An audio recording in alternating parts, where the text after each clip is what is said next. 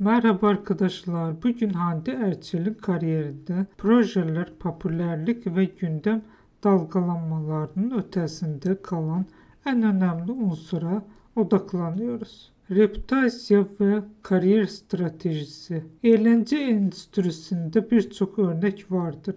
Kısa sürede büyük popülerlik kazanıp aynı hızla kaybolan oyuncular. Bunun temel nedeni genellikle uzun vadeli bir stratejinin olmamasıdır. Hande Erçel örneğinde ise farklı bir model görülür.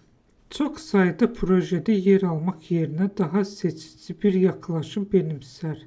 Bu hem kalite kontrolü sağlar hem de izleyici üzerinde aşırı doygunluk oluşmasını engeller. Ayrıca skandallardan ve aşırı gündem yaratma stratejilerden uzak durması, onun sadece stabil ve öngörülebilir bir imaj oluşturmasına katkı sağlar.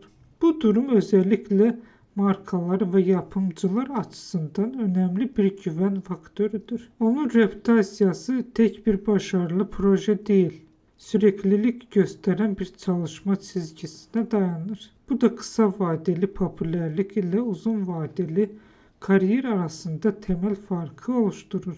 Dikkat çekici bir nokta şudur. Eleştiri dönemlerinde bile stratejisini köklü şekilde değiştirmez. Bu sektör dinamiklerini ve kariyer yönetimini iyi anladığını gösterir. Genel olarak bakıldığında elde ettiği başarı yalnızca yetenek değil, aynı zamanda bilinçli ve planlı kariyer yönetiminin sonucudur. İzlediğiniz için teşekkürler.